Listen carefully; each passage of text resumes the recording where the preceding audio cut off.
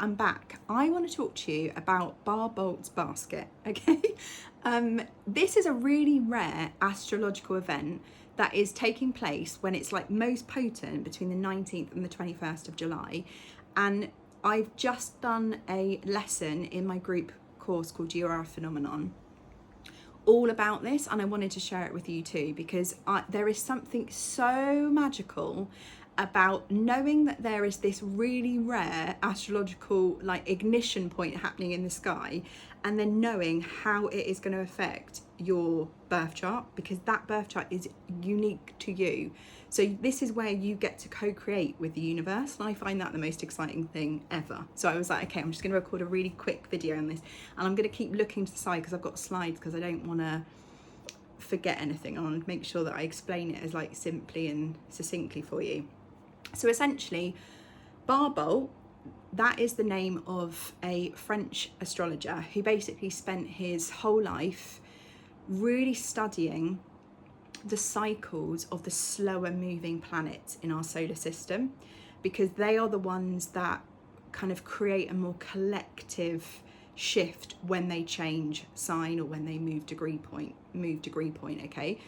And you can go on a little bit of a deeper dive in him. His name is Andre Barbault, and he actually predicted some like pretty big historic events by basically dedicating his life to studying these planets and like the formations that they make and the cycles that they kind of go into. So that's the Barbault bit. The basket is basically where these four outer planets, these four slower moving planets, they are creating like this geometric shape which looks like a basket in the sky, okay? And this is a very rare ignition point, because these four planets, so Pluto, Jupiter, Uranus, Neptune, are all falling at the same degree point, so 4 degrees, okay? And the most kind of potent energetic point for this basket, this formation, is going to be around the 19th to the 21st of July, because Jupiter will kind of then, it take about, I want to say under a week for Jupiter to then shift into the next degree of 5 degrees. So there is this wind, this is still an energy that is still like rippling through, but that point where they're all at the same degree point is happening just between that kind of portal of time. So I wanted to make sure that you have this now. So what I want you to be doing, I'm going to talk through each of the planets and that kind of energy in a bit of detail now, but I want you to bring up your birth chart. If you don't have your birth chart, like I'll put a link here so you can create it for free, and I'll also put some slides here actually for you, where I'll give you a little bit more detail, like a bit of a visual on this. But essentially you want to find 4 degrees of Gemini, 4 degrees of Leo, 4 degrees of Aries, 4 degrees of Aquarius. And if you get stuck, like, let me know in the comments. And remember, when you're trying to locate the degree point, you want to be reading your chart anti-clockwise, okay? Or if you want a session on this, I'll put a link below for birth chart reading, because we can just focus on this. Like, I could spend a whole hour talking about this. So Pluto in Aquarius. The planet Pluto is all about transformation, but it is all about, in order for that transformation, you have to let something die. Like, you have to let go of something, you have to release something in order to make space for the rebirth, in order to make space for the opportunity, for the relationship, for the friendship, for the new habit, the new version of you to come in. And that is the kind of payoff. And Pluto loves transformation. It loves you doing the shadow work. It loves you digging like deeper, and kind of asking you to look at the things you are ignoring and repressing, bringing them to the light, because it knows that when you bring that to the light, it is going to serve you so much and actually help you transform, help you evolve. Then if we put Aquarius energy into that mix, Aquarius is this energy of rebellion, doing things differently, Okay, Aquarius is like looking around and seeing what other people are doing in the more like traditional kind of way of having a relationship or having a job, or what the family dynamic looks like. And it always wants to think outside the box and do things differently, which is why it has this kind of what's the word, like this trait, I guess, of being the weird and wonderful one. But it's the weird and wonderful one because it asks why, because it chooses not to follow the crowd. It chooses to do things differently. So looking at your birth chart, seeing where Pluto in Aquarius, or seeing where 4 degrees of Aquarius is, sorry, in your birth chart, looking at the house that that's in, and then thinking, okay, how am I being asked to think differently here? How am I being asked to rebel? How am I being asked to question why in this particular area of my life? Because that is what is going to transform me the most. And what do I need to let go of in order to make space for that transformation? Okay. Next planet is Neptune in Aries. So again, it's finding where 4 degrees of Aries is in your chart. And Neptune is the planet of dreams, visions, like spirituality, like your spiritual gifts. So it's asking you, like, what dream is trying to emerge within you? Okay, what are you just feeling like intuitively that is literally ready to kind of be born, to kind of come out of you?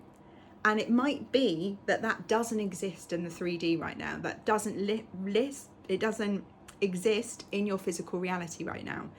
But with that, like Neptune, it's also calling you into trusting your intuition, having faith, and surrendering to, like, if this dream and this vision is within me, then it is assigned to me, and therefore I have to trust, and I have to, like, believe that it's there for a reason.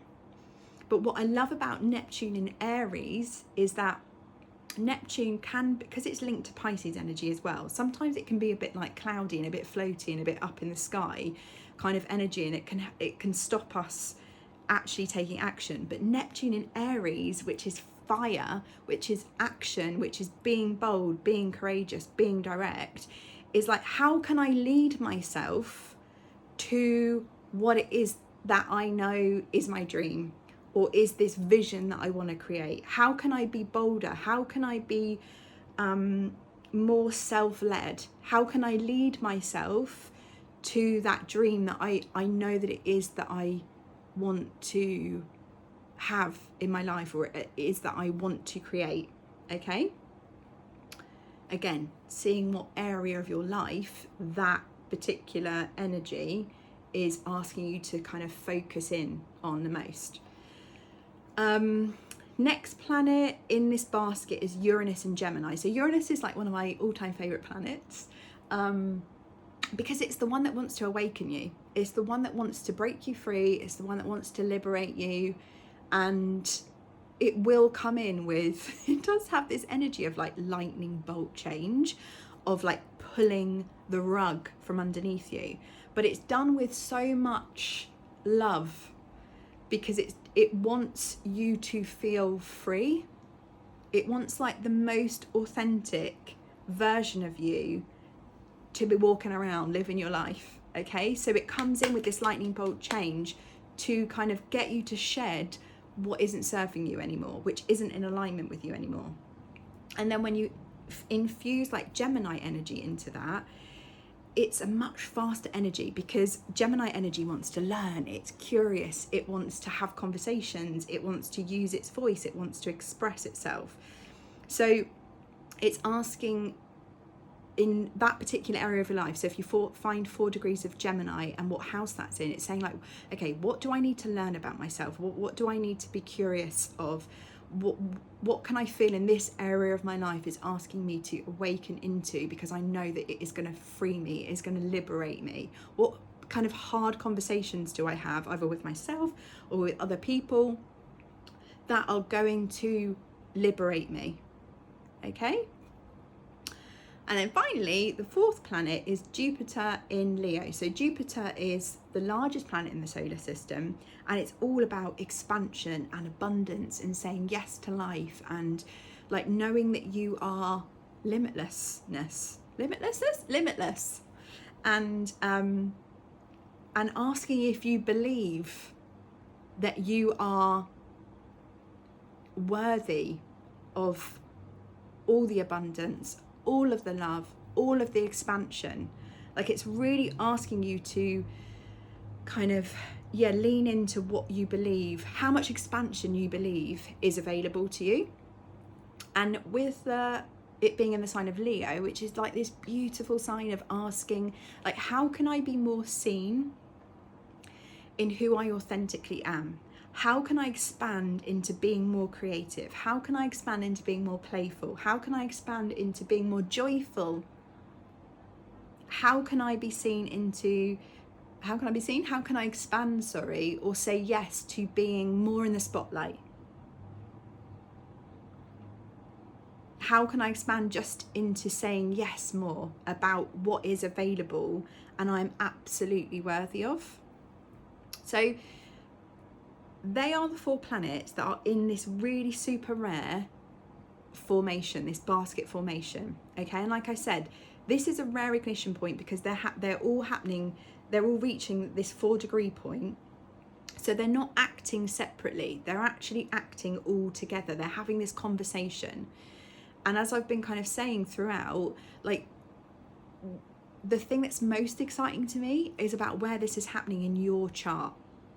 Okay, because whatever house is being activated by those, and it'll be 4 different houses in your chart that's being activated, like, that is where you get to ask these 4 questions. Okay, so I'm just gonna, so Pluto and Aquarius, what old version of me is ready to evolve, ready to transform?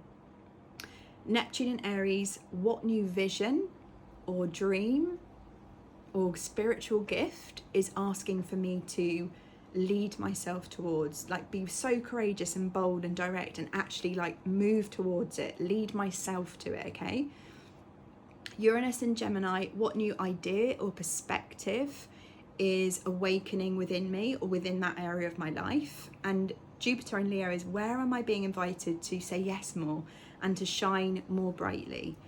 So I'll put these slides below, these questions below, and just have a little noodle on it, have a little journal on it.